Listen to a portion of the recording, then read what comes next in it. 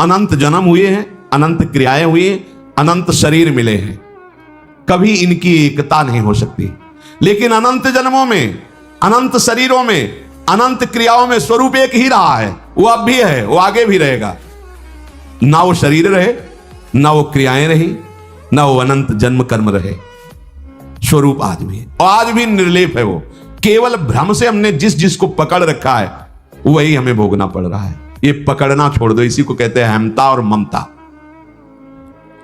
जो उपासक भगवद आश्रित हो जाता है वो ये रहस्य जान जाता है और सबसे अलग हो जाता है। कारण से, सूक्ष्म से, स्थूल से, तीनों लोकों से, 14 भुवनों से अलग होकर जब अनुभव करता है तो सब एक ही होता है। गूढ़ रहस्य एकम एक होकर के ना अपने का अनुभव होगा, ना संसार का अनुभव होगा, ना भगवान का अनुभव होगा। सबसे न्यारो अब वो अपने स्वरूप का जो ही अनुभव हुआ या भगवत स्वरूप का अनुभव हुआ तो एकम एक हो गया, क्योंकि एक ही रह गया। आप सर्वान वस्तुतया निरीक्ष परम स्वाराध्य बुद्धिर्मम। आप कहीं कोई द्वैत नहीं रह गया, कहीं कोई माया नहीं रह गई, कहीं कोई भ्रम नहीं रह गया। ऐसा उसे अध्यात्म का ज्ञान हो जाता है भगवद आश्रित को। फिर कर्म चाखिलम विदुः। एक कर्म बहुत बड़ा बलवान है। इसे ऐसा मत सोचना कि हमने कर दिया खत्म हो गया। तुमने जो किया 5 मिनट का कर्म, हो सकता है वो 5 मिनट का कर्म तुम्हें 5 जन्म लिवा दे। कर्म बड़ा भयंकर होता है, बड़ी भयंकर परिस्थिति पैदा करता है, मिटिया मेट कर देता है। डरो ऐसा कोई कर्म ना बन जाए जो तुम्हें जहां चल रहे हो यहां से घसीट कर नीचे गिरा दे। कर्म बहुत बलवान है। क्यों? पहला इसका प्रभाव होता है बुद्धि का अपहरण करना। सबसे पहला प्रभाव होता है जो आपने असत कर्म किया है, कोई और नहीं, तुम्हारी बुद्धि का अपहरण करके पहले वहीं ले जाया जाएगा जहां तुम्हें दंड भुगताना है। तुमसे वैसे बुलवा दिया जाएगा, तुमसे वैसे करवा दिया जाएगा जैसे तुम्हारी दुर्गति होगी, जैसे तुम्हारा अपमान होगा, जैसे तुम्हारी निंदा। तुम ये क्या बोल दिया हमने, हम तो बोलने नहीं चाहते, ये क्या निकल गया। अब हाय हाय करते रहो, वो कर्म तुम्हारा बुलवा रहा है। ये मैंने क्या किया, मेरी तो कोई इच्छा ही नहीं थी। कैसे? वो कर्म है बलवान, जबरदस्ती बलात् तुमसे करवा दिया और जीवन भर जेल भोगो, जीवन भर निंदा सहो, जीवन भर भयंकर रोग से ग्रसित हो जा। कर्म, इसे कोई खिलवाड़ में मत लीजिए। मस्ती, लोग कहते हैं अरे थोड़े दिन का जीवन मिला, मस्ती। मस्ती का क्या स्वरूप? बोले शराब पियो, मांस खाओ, व्यभिचार करो, मनमानी आचरण करो, मौज लो। ये मौज नहीं, ये मौत है।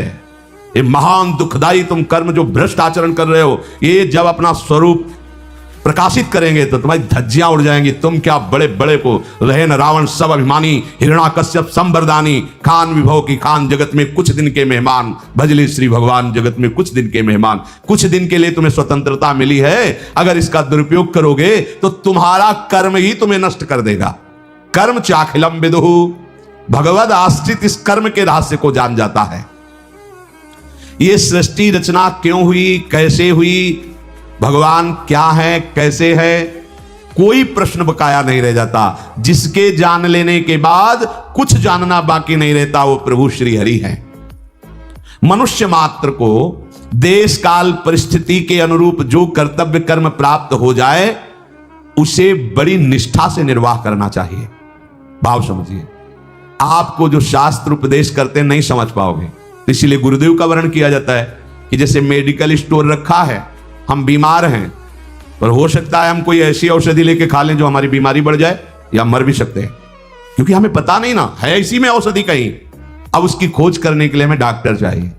डॉक्टर ने हमारे मर्ज को देखा, उसकी अनुपात से दवा का, अमुक दवा इतने ढक्कन पियो, इतनी टेबलेट खाओ, इतना इंजेक्शन लगवाओ, ऐसा ऐसा। ऐसे ही शास्त्र मेडिकल स्टोर हैं भवरोग के। हमारा स्वभाव, हमारी वृत्तियां, ये गुरुदेव देखते हैं, उसके अनुसार हमें उपदेश देते, तुम ये साधन स्वीकार करो, इस साधना से चलो, ऐसे तुम वहां पहुंच जाओगे। ये हुई दवा। अब हमको मेडिकल स्टोर से मतलब नहीं है। गुरुदेव रूपी सदवैद्य के द्वारा बताई हुई औषधि का सेवन करें और कुपथ्य का त्याग करें। सदगुरु वैद्य वचन विश्वासा, संयम या न विषय कयासा, रोग नष्ट हो जाएगा।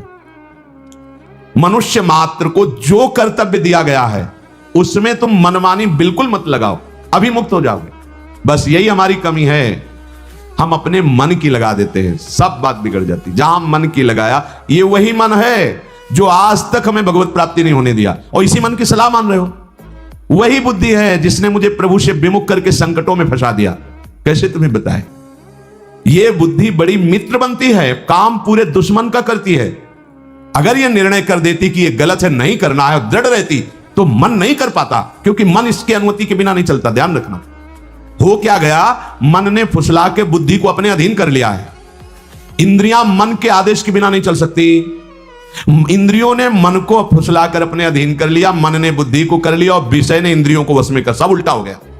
जबकि बुद्धि के शासन में मन है, मन के शासन में इंद्रियां, इंद्रियां शासित निर्विषय भगवत मार्ग। विषयों के प्रलोभन में इंद्रियां, इंद्रियों के बस में मन, मन के बस में बुद्धि, नरक का मार्ग, संसार का मार्ग। प्राय हम इसी लाइन में खड़े हैं।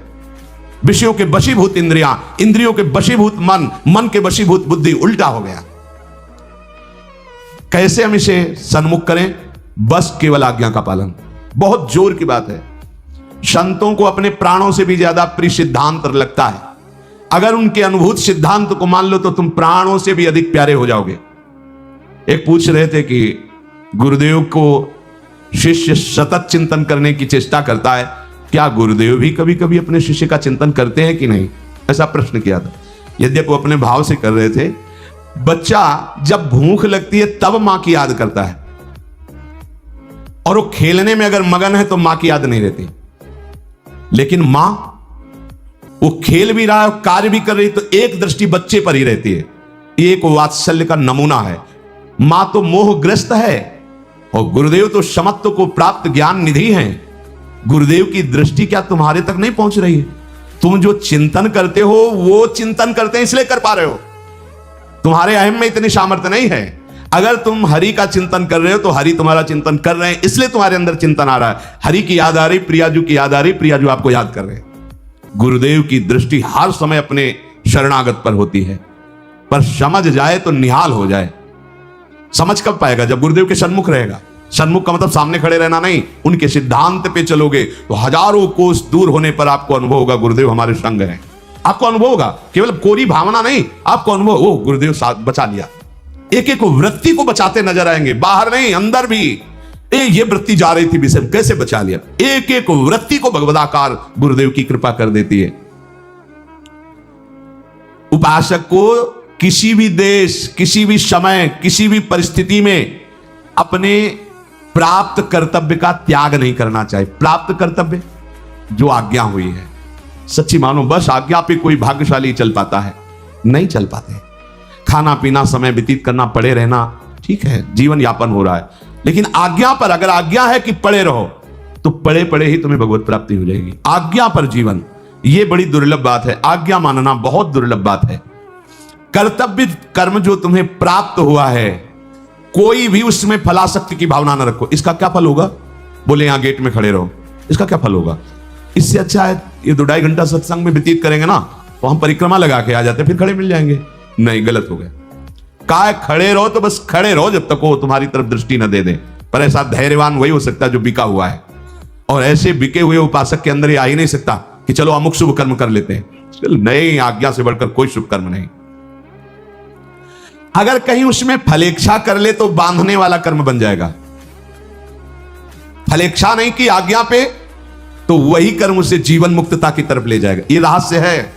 अपनी लगा दी तो वही कर्म जो जीवन मुक्तता की तरफ जाने वाला है, वो बांधने वाला बन गया। और आज्ञा पर है तो वही बांधने वाला कर्म दिखेगा, पर जीवन मुक्तता की तरफ चला जाएगा। कर्मों के साथ हमारा अपना कोई संबंध नहीं, केवल आदेश, कर्तव्य कर्म का पालन निर्लिप्तता पूर्वक। निर्लिप्तता तभी हो सकती जब आज्ञा पालन। ये आप अमुक कार्य क्यों कर रहे हैं? गुरुदेव की आज्ञा है या शास्त्र आज्ञा है, तो इसका क्या फल होगा? हमें फल से क्या मतलब? आज्ञा है, उसका पालन कर रहे हैं बस। ये सच्चे उपासक का हृदय होता है। जो अनन्य भाव से केवल आश्रित होता है, उसका प्राकृतिक क्रियाओं से कोई मतलब नहीं होता। ये समझ लीजिए, ये बड़ा सूक्ष्म रहस्य है। किसी भी पदार्थ और व्यक्ति से कोई मतलब नहीं होता, क्योंकि भगवत आश्रित है। तो बोले होते हो फिर एकदम एकांत गुफा में बैठा, नहीं, लाखों की सभा में रहते हुए भी, समाज में रहते हुए किसी से कोई संबंध नहीं, सबकी सेवा करते हुए भी किसी से कोई संबंध नहीं, क्योंकि संबंध तो प्रभु से है और उन्हीं की आज्ञा का वो पालन कर रहा है। तो मात्र दृष्टि केवल प्रभु की तरफ होती है। ये रहस्य ठीक तरह से समझ में आ जाए, सब बात बन जाए। सब क्रियाएं, सबसे मिलना, व्यवहार करना, सब पदार्थों के बीच में रहते हुए भी उसकी कोई भी बंधन वृत्ति नहीं होती। ना कोई पदार्थ बांध सकता है उसे, ना कोई व्यक्ति, ना कोई क्रिया, ना कोई विषय। क्यों? क्योंकि उसकी आंतरिक वृत्ति भगवद आश्रय में होती है। ये प्रभु की प्रसन्नता के लिए कर रहे, ये अपने गुरुदेव की आज्ञा पालन के लिए कर रहे हैं। क्रियाओं का आरंभ और अंत होता है। आरंभ और अंत वाली क्रियाओं से अनंत को नहीं प्राप्त किया जा सकता। पदार्थ उत्पत्ति और विनाशशील है, उत्पत्ति और विनाशशील पदार्थों से अविनाशी को नहीं खरीदा जा सकता। रुपए से, सोना चांदी से, 56 भोग से प्रभु को खरीदा जा सकता है क्या? नहीं खरीदा जा सकता। तपस्या से नहीं खरीदा जा सकता। भजन से नहीं खरीदा जा सकता। हमने इतने लाख जप किया, चलो श्री कृष्ण ऐसा नहीं। बड़े बड़े भजन आनंदी अगर प्रभु को खरीद पाए हैं तो रोते हुए खरीद पाए। दैव्य होकर पुकारा, हे नाथ, आठों पहर उन्हीं की व्याकुलता पूर्वक चिंतन वृत्ति में आम की गंध नहीं, प्रभु अधीन हो गए। कबीरा हंसना छोड़ दे, रोने से कर प्रीति, बिन रोए किन पाइया प्रेम प्यारा मीत। ये रोना नाटक नहीं, ये हृदय की आर्त पुकार होती है। ब्रह्मलोक तक की कोई भी क्रिया, कोई भी पदार्थ सत्य नहीं है, मायाकृत है। अतः भगवद आश्रित उपासक का किंचन मात्र लोक लोकांतर की प्राप्ति कराने वाले कर्म या भोग से कोई संबंध नहीं रहता। ये बड़े आनंद की बात है। हमारा कर्मों से कोई संबंध ही नहीं है, क्योंकि हम केवल आज्ञा पालन करते हैं। अगर उसका कोई फल, कोई बंधन, कोई वो आज्ञा देने वाले जाने। हमारा तो सिर्फ यंत्रवत आचरण करना। अभी जीवन मुक्ता भी। एक बार सदगुरुदेव भगवान गिरिराज जी की जब परिक्रमा लगती थी, दंड होती, तो कभी कभी बैठ कर ऐसे, तो हम कहते थे गुरु आश्रित उपासक को कुछ करना पड़े। नहीं, अभी समझ ठीक नहीं, इसीलिए बात ऐसी है। गुरु आश्रित उपासक को, अरे कल्पतरु के समीप बैठा है, उसे फिर भी कुछ करना पड़े। कभी कभी ऐसे भाव में बोलने में उनकी गुरु कृपा से उस समय ऐसी वृत्ति थी, महाराज जी जब कभी कुछ भी बोल देते थे, पेन और डायरी रखते थे, पीछे हटे, समय तारीख, गुरुदेव भगवान ने ऐसा बोला। बहुत कम बोलते थे, जो अभी डायरी रखी उसको फौरन लिखा।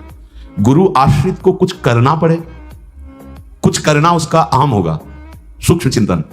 वो तो आश्रित है, जैसा आदेश वैसा जीवन चल रहा है। उस जीवन से उसका संबंध नहीं, उन क्रियाओं से उसका कोई संबंध नहीं, संबंध केवल आज्ञा। और आज्ञा पालन तो जो गुरुदेव का हृदय है वही जागृत हो जाता। नाभाजी महाराज चाहे जितने जन्म साधना करते, अग्रदेवाचार्य के हृदय की स्थिति तक नहीं पहुंच सकते थे। अपने गुरुदेव की मां को जैसे प्यार किया जाता है, ऐसे नाभाजी ने पकड़ लिया गुरुदेव को। मेरी मां गुरुदेव, आठों पहर उनकी सेवा, उनकी जूठन पाना, उनकी आज्ञा में रहना। मुख चंद्र के चकोर बन गए नाभाजी। यद्यपि बाहरी नेत्र, आंतरिक नेत्रों का ऐसा प्रकाश कि गुरुदेव जहां थे वहां पहुंच गए। एक शिष्य समुद्र में, उसका जहाज डूब रहा था, व्यापारी था, तो उसने गुरुदेव अग्रदेवाचार्य जी को पुकारा आर्त भाव से। तो श्री प्रिया प्रीतम को माला धारण करा रहे थे गुरुदेव मानसी सेवा में, तो चित्त खिंचा, तो नाभाजी पंखा कर रहे थे गुरुदेव की। ऐसे ही पंखा किया और कहा, गुरुदेव जहाज निकल गया है, आप जिस सेवा में। अंदर बाहर नहीं, बाहर मौन, सब शांत, बाहर पंखा कर। उनका कौन बोला? उनका जिसको अपनी जूठन से पोषित किया। ये नहीं कहा मैं बोला, जिसको आपने अपनी जूठन से पोषित किया है। जब सेवा से निवृत्त हुए तो उनका, भगवान ने तुम्हें ऐसी अमोघ शक्ति दी है, इसका और विस्तार करो। जितने भी महाभागवत हुए उनके चरित्रों को तुम लिखो। गुरुदेव हमारी सामर्थ्य है, हमारी सामर्थ्य। हम कैसे जानेंगे कि कबीरदास जी का जीवन क्या रहा, अमुक महापुरुष का? बोले जिस समय तुम जिन महापुरुष का चिंतन करोगे वो स्वयं आकर अपनी जीवनी बताए। ये जो अमोघ स्थिति प्राप्त हुई, ये केवल जैसे छोटा बच्चा अपने मां के अधीन होता है, ऐसे अपने गुरुदेव के अधीन थे। वो स्थिति। तात्पर्य यह हुआ कि हमें ब्रह्मलोक तक की किसी साधन से मतलब नहीं, किसी विषय से मतलब नहीं, किसी स्थिति से मतलब नहीं, किसी लोक से मतलब नहीं। जो आज्ञा हो रही हम उसका आश्रय लेकर पालन कर रहे हैं। इसी से हमें जरा मरण मोक्षाय, वो परम स्थिति, अविनाशी स्थिति।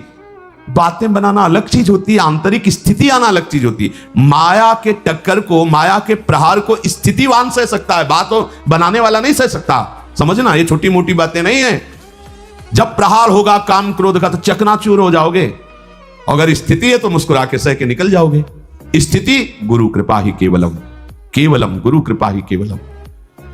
तात्पर्य हुआ कि आश्रय लेकर के जो आज्ञा पर चलता है उसे पूर्ण ब्रह्म का बोध हो जाता है।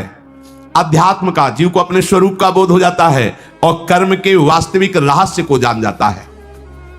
शादि भूतादि दैवम माम शाधि यज्ञम च ये विदुः प्रयाण काले पिच माम ते विदुर्युक्त चेतसः।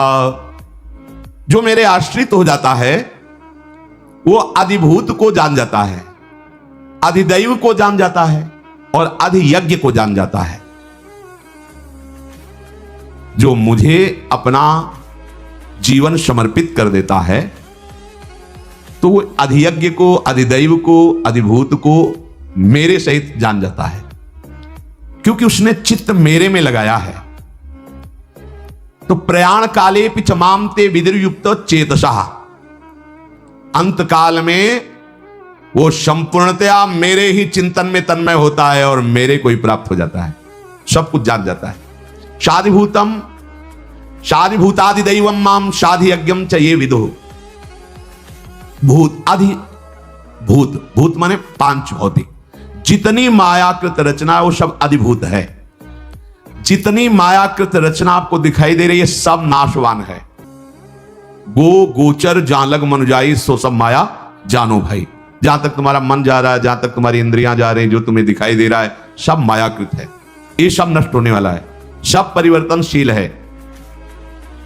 जितनी भी ये भौतिक सृष्टि है ये क्षण मात्र में नष्ट होने वाली, इसका कोई स्थायित्व तो नहीं है। आपका शरीर और बाहर जितना कुछ किसी भी क्षण कुछ भी नष्ट हो सकता है। ये बात जब आपके दिमाग में बैठ जाएगी तो आपको कुछ अच्छा नहीं लगेगा, कहीं आपको कुछ भी प्रिय नहीं लगेगा।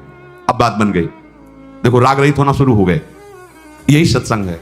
सब कुछ नाशवान, ये बहुत भाग्यशाली उपासक के चित्त में बात बैठती है। मन जहां जहां जा रहा है ये भी तो नष्ट हो जाएगा, ये भी नष्ट हो जाएगा। इसी ने घर से भगाया था, इसी चिंतन ने, इसी चिंतन ने भगा। ये तो नहीं पता था कि भाई अधिभूत अधिदैव अधियज्ञ, नहीं, बस सरल भाषा में भगवत प्रीति बात आती थी। मां मर जाएगी, पिता मर जाएंगे, ये सब परिजन मर जाएंगे, मरने वाले तो मेरा कौन है? कौन है जिससे हम प्रेम करें, जो हमारे पास बना रहे? पता नहीं कब ये मर जाए, ये शरीर छूट जाए, तो कैसे क्या है ये? व्याकुलता बढ़ते, ये कक्षा 5 में आई थी, व्याकुलता बढ़ते बढ़ते 9 तक पूर्ण गया, भगा दिया संसार से। अगर ये चिंतन हमारे दिमाग में बैठ जाए कि जितनी सृष्टि की रचना तिनके से लेकर ब्रह्मा तक कभी भी नष्ट हो सकती, क्षण में परिवर्तनशील, ये सब नष्ट होने वाली, किससे प्यार करूं, यहां किससे अपनापन करूं? अभी राग रहित होना प्रारंभ हो जाए। पर इतनी छोटी बुद्धि है, सामने विषय देख करके सब विवेक नहीं धारण करती, बस भोग लो सुखी हो जाओ। अच्छा भोग लिया तो क्या सुखी हो गए क्या? जलन तो और बढ़ गई ना, कामना और बढ़ गई। ये कैसा जादू हुआ? ये भूत के लड्डू ना खाए तो जले और खाए तो जले। जब दोनों भांति जलना है तो एक भांति का जलना ऐसा स्वीकार करो जिससे जलन शांत हो जाए, वो है ना खाना। दोनों भांति से जलन, उभय भांति देखे तब मरना, दोनों तरफ मरूंगा। अगर प्रभु के पास जाके हिरन बनता हूं तो मारा जाऊंगा, और ना कहता हूं तो चंद्रहास से गला काट देगा रावण। उभय भांति देखे जब मरना तब ताके रघुनायक। मरना है तो इस राक्षसी वृत्ति वाले के हाथ से क्या, प्रभु के हाथ से मरे। तो जलना है दोनों तरफ, इधर भी चलेंगे तो जलना है, इधर भी चलेंगे तो जलना है। तो अंतर क्या है? इधर चलेंगे तो ज्वाला में ज्वाला बढ़ती चली जाएगी, और इधर चलेंगे तो हर कदम में जलन शांत होती चली जाएगी।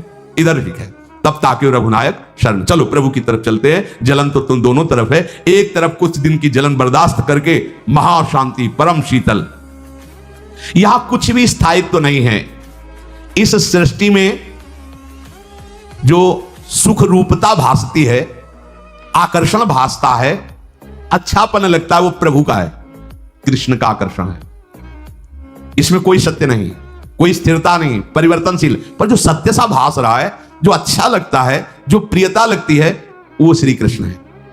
पर हम श्री कृष्ण को तो देख नहीं पा रहे। किसी व्यक्ति को देखते हैं, वस्तु को देखते हैं, स्थान को देखते हैं और उसकी सुख रूपता मानकर उसमें रमण करते हैं, जिससे हमारी दुर्गति हो जाती है। अगर हम ये अंदर से जान ले कि आकर्षण तो श्री कृष्ण का है, तो भी इस नाम रूप का आकर्षण हमें नहीं चाहिए। वे सीधे ललित त्रिभंगी, जिनका आकर्षण हमें उनसे मिलना है, ये विवेक काम करेगा। जैसे बर्फ दिखाई दे रही है तो बर्फ की कोई सत्ता नहीं, जल ही जल है। ऐसे जितनी भी ये सृष्टि दिखाई दे रही है, इसकी कोई सत्ता नहीं, श्री कृष्ण ही श्री कृष्ण है। बर्फ में जल ही जल है, आकार दिखाई दे रहा है, ठोस है, बर्फ दिखाई दे रही, पर वो जल ही है। थोड़ी देर ऐसे तापमान जहां उसका बढ़ा तो वो पानी हो जाएगा, तापमान घटा तो वो बर्फ हो जाएगा। ऐसे ही ये सृष्टि जितनी दिखाई दे रही है ये केवल श्री कृष्ण ही है। जैसे बर्फ में जल ही जल है, ऐसे संपूर्ण सब वासुदेवा सर्वमिति। पहले क्या बताया? एक एक शब्द का राशि है। पहले बताया जो कुछ भी देख रहे हो सब नाशवान है, इसमें स्थायित्व तो कुछ नहीं, सब परिवर्तनशील, झूठा मानो। पहली बात तो जितना तुम्हारा राग है हटा, तो ये आकर्षण और सुख किसका है? श्री कृष्ण का। जैसे बर्फ में जल ही जल, ऐसे संपूर्ण सृष्टि भगवत स्वरूप श्री कृष्ण में। अब अगर हम पहले ये बात रख लेते हैं हमारा राग भोगों की तरफ है, तब तो फिर क्या हटने की क्या बात? भैया आप श्री कृष्ण से ही मिल रहे हैं, हम जो जो भोग भोग रहे हैं श्री कृष्ण साहब वासुदेवा सर्वमिति। अब हमको किससे वैराग्य धारण करना है? भगवान ही तो है, बड़ा चतुर मन है, फंसा देगा। इसलिए पहली बात समझो, जो कुछ भी देख रहे हो, जो कुछ भी यहां से ब्रह्मलोक तक है, सब नाशवान। इसका बताने का मतलब राग हटाओ। इससे राग हटाया, वैराग्यवान हुए। अब देखो इसमें जो आकर्षण और सुख रूपता है वो श्री कृष्ण, इसलिए वासुदेवा सर्वमिति। अब जाके समझ में आएगा, राग रहित अर्थात वैराग्यवान पुरुष को ही ये ज्ञान होता है, वासुदेव भोगी को नहीं। भोग के लिए तो पहले त्याग, त्यागाच्छांतिरंतरम, शांत हो, पहले शांत होकर बैठो, त्यागाच्छांतिरंतरम। अब चिंतन करो, सर्वत्र श्री भगवान है। ये है अधिभूत। अधिभूत को जान लिया। अधिभूत कौन? जो प्रकट में दिखाई दे रहा है वो नहीं है, जो इसमें अंतर में विराजमान वो है श्री कृष्ण। दूसरा कहा अधिदैव। इसकी जितनी भी रचना की है वो हिरण्यगर्भ ब्रह्मा जी ने की है। भगवान के नाभि से कमल प्रकट हुआ, कमल में ब्रह्मा जी, और ब्रह्मा जी ने सारी ये सृष्टि रखी। दैव, जो दैव ने रच दिया कहा जाता है, तो इसकी रचना करने वाला दैव कौन? ब्रह्मा जी। और ब्रह्मा जी को भी रचने वाला कौन? तो बोले अधियज्ञ भगवान विष्णु। अंतर्यामी भगवान विष्णु अपनी नाभि से कमल, कमल से ब्रह्मा जी, ब्रह्मा जी से सृष्टि। और इस अधियज्ञ का आधार कौन? तो प्रभु कह रहे मैं। हमारे निकुंज बिहारी श्री ठाकुर जी के एक अंश से भगवान विष्णु, उनकी नाभि कमल से ब्रह्मा, ब्रह्मा से संपूर्ण सृष्टि। ये हुई जानकारी अधिभूत की, अधिदैव की, अधियज्ञ की। अर्थात सृष्टि रूप में मेरे श्री कृष्ण, रचयिता रूप में मेरे श्री कृष्ण, मूल रूप में मेरे श्री कृष्ण, सर्वमूल रूप में मेरे श्री कृष्ण। शांत, किसी से कोई संबंध नहीं, केवल श्री कृष्ण से। अब जब ऐसा जान गया तो प्रयाण काले पिचमाम ते विदुरयुक्त चेतसहा। अब अंतिम उसका सुधर गया, केवल प्रभु से संबंध रह गया। ये अंतिम सुधर जाना महामहोत्सव है। सारी मेहनत इसी बात की जाती है कि फाइनल सुधर। साल भर बड़े पढ़ाकू रहे और आपकी कॉपी में नंबर ही सही नहीं दिए टीचर ने, फेल हो गए, तो साल भर तुम्हारा पढ़ाकूपना किस काम का रहा? पूरा जीवन तुम्हारा सार्थक तभी माना जाएगा जब आपकी कॉपी जांचने में नंबर सही आ जाए। या प्रभु कह रहे मैं नंबर सही तभी करूंगा जब पहले तुम ये बात समझ लो कि मेरे सिवा कोई नहीं, मैं ही ब्रह्मा हूं, मैं ही विष्णु हूं, मैं ही चराचर जगत हूं। अधिभूत, अधिदैव, अधियज्ञ। तो प्रयाण काले पिचमाम ते विदुरयुक्त चेतसहा, वो अंत काल में मेरे को देखता है। भाई अंत काल बुढ़ापे के बाद आएगा, इसका क्या भरोसा? अभी खत्म हो जाए, अगला शब्द नहीं बोल पाएंगे, गया। इसका तो कोई टाइम नहीं है अपने पास। अंतकाल का कोई टाइम है क्या अपने पास? इसलिए अपने तो बहुत खतरे में हैं। अगर ये कह दिया जाता कि बुढ़ापे के बाद ही आपका शरीर, तो चलो थोड़ा तो चैन मिला कि अभी 40-50 और प्लस होंगे। कोई भरोसा नहीं। हमारा अंतकाल किसी समय भी हो सकता है। हमारा क्या मतलब? अपने सब लोगों का कभी भी हो सकता है। धाम में एक आते थे फूल चयन करने ठाकुर जी के लिए, और वो टीचर भी थे ब्राह्मण ब्रजवासी। तो 2-3 दिन नहीं आए तो हमने पूछा, वो नहीं, वो लोग पधार गए। वो कैसे? एकदम हष्ट पुष्ट। वो बोले बैठे और पत्नी से कहा कि भोजन लाओ, वो परोस के लाई, वो पधारे बैठे थे। क्या हो गया? बोले वो दिल फेल हो गया। ये कब फेल पास हो जाए, सब फेल ही है। इसलिए हर समय नाम, जब हमारा अंतिम समय हर समय है। ये जो अंतिम का सोचे ना कि अभी 60 के हैं, 10-20 और, अभी थोड़ी जाने वाले हैं। ये रजिस्टर करवा के आए।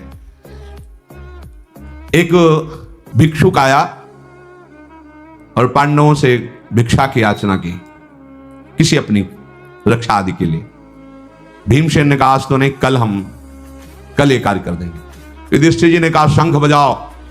भीम ने काल पर विजय प्राप्त कर ली। क्योंकि इनको कल का वादा किया है। भीमसेन सावधान। तो युधिष्ठिर जी ने कहा तुम्हें कल तक का विश्वास है कि काल बख्श देगा? एक सेकंड का विश्वास नहीं, तुमने कैसे कल के लिए छोड़ दिया? अभी जाओ, इसी क्षण इसकी रक्षा करो, पता नहीं जीवन है कि नहीं है। मान भगवान की उत्तम भक्ति के द्वारा भगवान की आराधना करके जिस स्थिति को प्राप्त हुए वो बड़ी दुर्लभ स्थिति कबीरदास जी की, बड़ी दुर्लभ स्थिति। निर्गुण और सगुण, साकार निराकार सब में प्रवेश जिनका, समग्र भगवान के रूप को जानने वाले। काल करे सो आज कर, आज करे सो आबो, पल में प्रलय होएगी, बहुरी करोगे कब? पता नहीं अंतकाल हमारा कब है। भगवत आश्रित होकर सब में भगवत भावना करते हुए संसार से सर्वथा जो उपरत हो गए हैं वो युक्त चेतसा है, उनका चित्त भगवान में जुड़ गया है। तो अंतकाल में बड़ी पीड़ा होती है, मृत्यु के समय बड़ी पीड़ा होती है। मरना कोई साधारण बात नहीं, बहुत कठिन, बहुत कष्ट होता है। भगवान कहते हुए ये कष्ट मेरे भक्तों को नहीं होता, क्योंकि भगवान उस समय आनंद समुद्र उसके ऐसे मुस्कुराते हुए उसका जीवन जाता है। जैसे हम अपना कोई वस्त्र उतार करके नया पहन रहे हो तो हमें शोक थोड़ी होता है, एक आनंद होता है क्योंकि नया वस्त्र पहन रहे हैं। ऐसे ही भगवत भक्त को शरीर छोड़ते समय चेष्टा भले दिखाई दे, लेकिन उसके अंतर में कष्ट नहीं होता। स्वयं भगवान विराजमान होते हैं उस समय, क्योंकि जीवन भर उसने तो कितना जीवन, आज से यदि हम शुरू कर दिया और शाम के पधार गए तो हमारा पूरा जीवन बन गया। अभी हम निश्चय किया, भजन शुरू किया, अभी आधा घंटे में राधे श्याम हो गया तो भगवत प्राप्त हो जाएगा। ये बहुत बढ़िया सौदा है। आगे के लिए न टालें, आगे के लिए टालने का मतलब बहुत बड़ा घाटा। आज से, अभी से, इसी जीवन को ये बात समझ कर कि संपूर्ण सृष्टि भगवान ही है। भले हमें नहीं दिखाई देते लेकिन हम मान लेते हैं, मानने से हम जान जाएंगे। अब हमारा जितना समय बचा है, राधा राधा राधा, पता नहीं कौन सी श्वास अंतिम हो, कौन सा क्षण अंतिम हो, वो अटल रूप से निश्चित मेरे को प्राप्त होगा, अटल स्थिति प्राप्त होगी।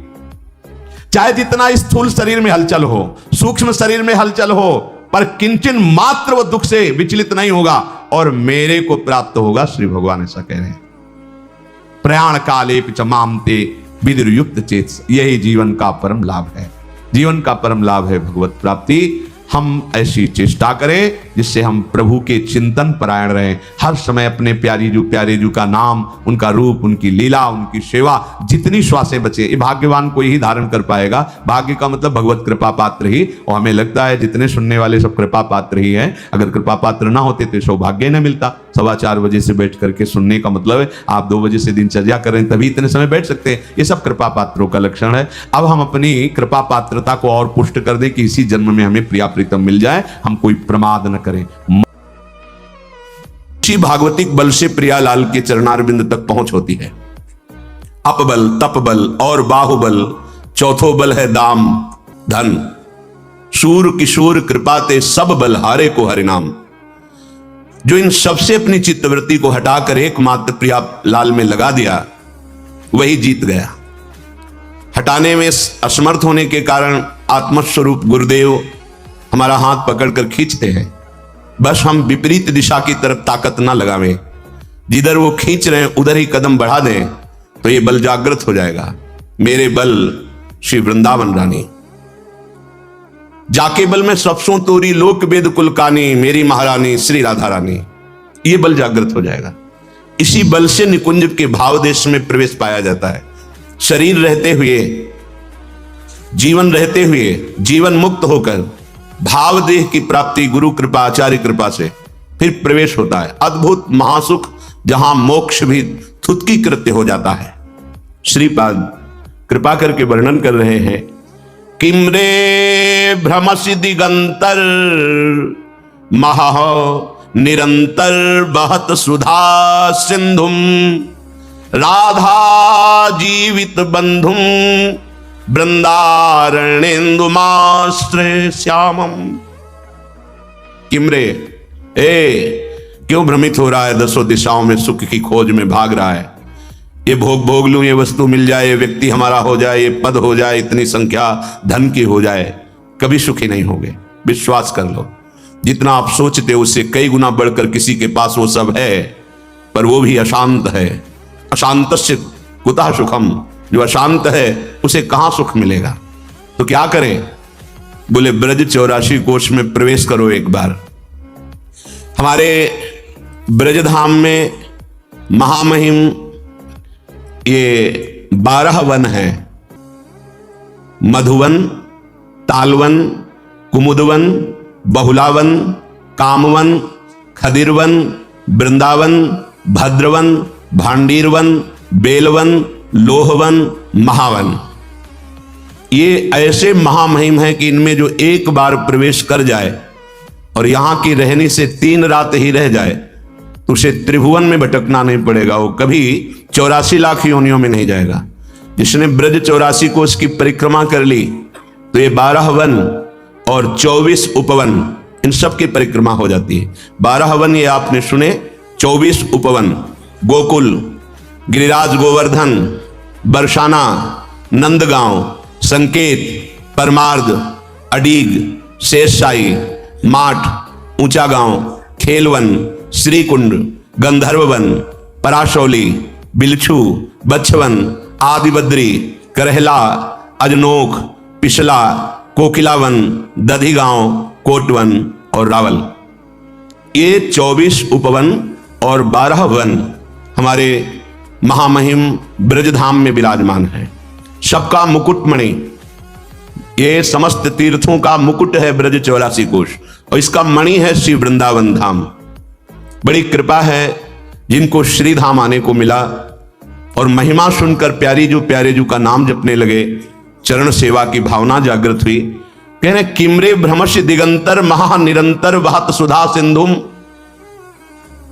मानसी गंगा का आचमन कर लिया, राधा कुंड का आचमन कर लिया, मानसरोवर का आचमन किया, गिरिराज जी की परिक्रमा दी, वृंदावन की परिक्रमा दी, बरसाने की परिक्रमा दी, महारानी लाडली जी महाराज का दर्शन किया।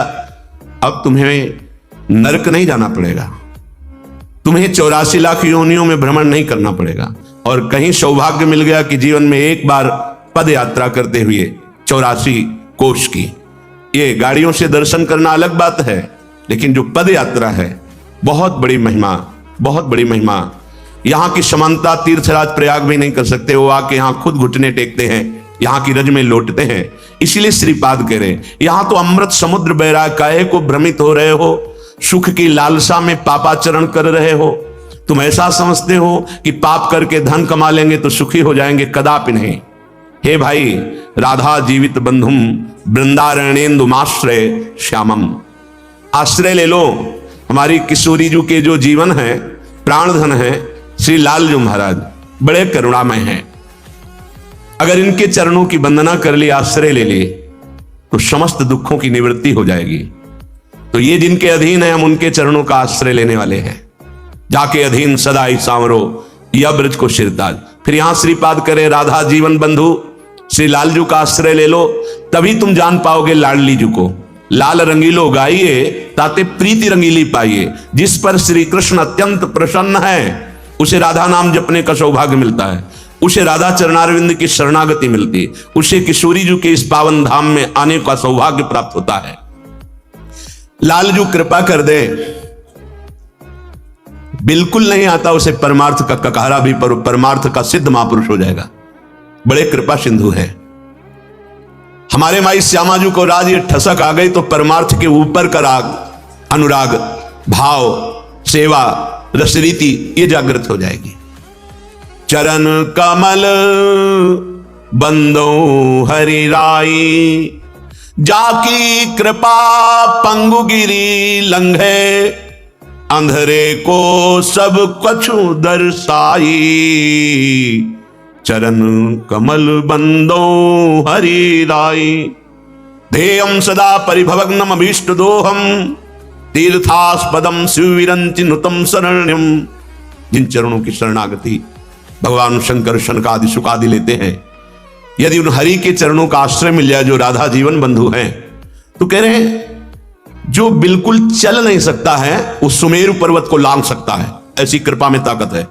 जो समान भूमि में सीधे नहीं चल सकता है, पैर ठीक नहीं है, वो सुमेरु पर्वत को जो 4 लाख योजन का है उसको लांघ सकता है। हरि की कृपा में बड़ी सामर्थ्य है। अंधे को सब कुछ दर्शाई, हम सब अंधे हैं। मत्ता परतरम नान्यत किंचिदस्ति धनंजय, मेरे सिवा कुछ नहीं भला दिखाई दे रहा है, सब श्री कृष्ण है? नहीं तो अंधे हैं। हमें क्या दिखाई दे रहा है? नानात्व, जड़ चैतन्य, अच्छा बुरा, उत्तम अधम, ये हमारी दृष्टि नहीं है, ये दृष्टि बिगड़ गई है। जिन जिन के नेत्र खुले उनको दिखाई दिया सिय राम में सब जग जानी, उनको दिखाई दिया प्रभु के सिवा कोई नहीं, निज प्रभु में देखे जगत। तो अंधेरे को सब कछु दर्शाई, सब कुछ सर्वम खलमिदम ब्रह्म, ये देखने तब नेत्र खुले, नहीं तो अंधा है वो, अज्ञान अंधकार में भटकता, मैं मोर तय तोर में, इसी में पूरा जीवन नष्ट कर देता है। ये नहीं समझता कि मेरी पत्नी में भगवान, मेरे पुत्र में भगवान, मेरे माता पिता में भगवान, चराचर में भगवान, बढ़िया अवसर मिला है सबकी सेवा करके जीवन मुक्त होने का, उसे अहम रहता है ये मेरा घर, ये मेरी पत्नी, ये मेरा पुत्र, मैं इनका स्वामी, मैं जैसा चाहूं वैसा बर्ताव करूं। प्यारे, भूल कर रहे हो। फिर काल जैसा चाहेगा वैसा बर्ताव करोगे तो काल पर विजय प्राप्त कर सके, वो तो केवल दैन्य भक्त होता है। थोड़ा भी अभिमान हुआ तो काल के तमाचा से बचने की सामर्थ्य किसी की नहीं है। समुझ आए शरण ते न डरत काल डर, जो दैन्य होकर प्रभु की शरण में हो गए उनको काल का भय नहीं होता है। बहिरो सुने गुंग पुनि बोले, रंक चले सिर छत्र धराई, सूरदास करुणा में स्वामी, बार बार बंदों तिह पाई, बार बार बंदों तिह पाई, चरण कमल बंदों हरि राई। बहिरे सुनने लगेंगे, हम सब बहरे हैं। कैसे बहरे हैं? शास्त्र कह रहा है, गुरुदेव कह रहे, चीख चीख के फिर भी सुनाई नहीं दे रहा। यदि हरि कृपा हो जाए तो तुम्हारे कान सुनने लायक हो जाए, सुनने लायक बात सुनी और जीवन में उतार ली, ये हुआ सुनना। गुरु शिष्य अंध बधिर कर लेखा, एक न सुने एक नहीं देखा। बोले आजकल गुरु शिष्य का ऐसा परिचय है कि एक देख नहीं रहा शिष्य क्या कर रहा है, और एक शिष्य है कि वो सुन नहीं रहा कि गुरु क्या कह रहे हैं। बिगड़ गई बात। गुरु देखे कि शिष्य क्या कर रहा है और शिष्य सुने कि गुरु क्या कह रहा है, बस परम मंगल प्रारंभ हो जाता है। बोले बहिरो सुने, ये सब बहरे हैं, जो ना गीता वाणी भगवान की जो है उसे ना सुन रहे, ना वो शास्त्रों की बात मान रहे, ना गुरुदेव की बात मान रहे, उनको सुनाई ही नहीं देता गुरुवाणी, उनको याद ही नहीं है कि गुरुदेव ने क्या आदेश किया, कैसे रहना है। पर जब हरि की कृपा हो जाती है फिर सुनाई देने लगता है। गूंग पुनि बोले, हम सब गूंगे हैं। जो भगवत वाणी रहित वाणी है उसका कोई महत्व तो नहीं है। आप खूब बोल रहे हैं लेकिन वो सत चर्चा नहीं है, भगवत चर्चा नहीं है, वो व्यर्थ की है। जे नहीं करें राम गुण गाना, जी है सो दादुर जी है समाना। जैसे मेढक के बोलने का कोई अर्थ नहीं, ऐसे ही प्रपंच की वार्ता बोलने वाले की जबान का कोई अर्थ नहीं। अर्थ है तो भगवान नाम कीर्तन, भगवान महिमा गुण गायन, भक्त चर्चा, भगवान की चर्चा, तो तुम्हारी जबान सार्थक है। हरि कृपा हो जाए तो हमारी जबान सार्थक हो जाए। बिना पढ़े लिखे सब वेदों का सार तुम्हारी वाणी में आ जाएगा यदि नाम जब चल रहा है और श्री भगवान के चरणों का आश्रय है। रंक चले सिर छत्र धराई, कृपा हो जाए तो गलियों में भटकने वाला भिखारी त्रिभुवन पति भगवान श्री हरि की कृपा से वो सर्व पूज्य हो जाए, वो महान प्रतिष्ठाशाली हो जाए, वो चक्रवर्ती सम्राट बन जाए या देवराज इंद्र पद मिल जाए, कुछ भी दुर्लभ नहीं है। जैसी द्वारिकापुरी वैसी ही सुदामा जी की सुदामापुरी की रचना भगवान ने की। ऐसे भगवान के चरण कमल का जिसने आश्रय ले लिया, करुणामय हमारे प्रभु सब क्षमा कर देते हैं। अब तक जो हुआ अब सुधार कर लो। हर कदम तुम्हें सुधरने का चांस है, पर बार बार प्रमाद स्थिति में यदि अपराध करोगे तो बुद्धि संभलने लायक ही नहीं रह जाएगी। इस बात को आप समझिए। गुरुवाणी संतवाणी करुणा से भरी होती है, वो केवल आपके सुख के लिए है। आपको लग सकता है कि हमारा ये उपहास करते हैं, विरोध करते हैं, नहीं, तुम बहुत प्रिय हो, तुम अपने हो। अब तुम्हें श्री जी मिल जाए तुम दुखों से बच जाओ, इसलिए अगर दुखों से बच गए तो हमारा प्रयास सार्थक हुआ, हमारा शरीर धारण करना सार्थक हुआ। यदि हम तुम्हें दुखों से न बचा पाए और तुम उसी माया प्रपंच में फंसे रहे तो हमारा कलंक है तुम्हें शरण में स्वीकार करना। यदि तुम्हारा कल्याण न हो सका, तुम्हारा मंगल न हो सका, ये हमारी सेवा है। आप हमें सहयोग दें, आप हमारी बात को सुने और माने तो बहुत जल्दी आपको लाभ मिल जाएगा। ये आपके ऊपर हरि की कृपा है कि आपको नित्य साधु संग मिल रहा है, नित्य समस्त शास्त्रों का सार मिल रहा है। आपको खोजना नहीं ग्रंथों में, आपको बैठे बैठे केवल पान करना है। वो खोज करके, शोध करके, अनुभव करके आपको पान करा रहे। श्रीपाद कह रहे क्यों भ्रमसि दिगंतरम महानिरंतरम, ये निरंतर बहते चले जा रहे हो भ्रमित होकर के, मैं मोर तय तोर में। वापस लौटो। तुम्हें प्रकृति कभी सुखी नहीं कर सकती, क्योंकि तुम परमात्मा के अंश हो। तुम्हें सुख मिलेगा तो परमात्मा तत्व में विश्राम मिलेगा।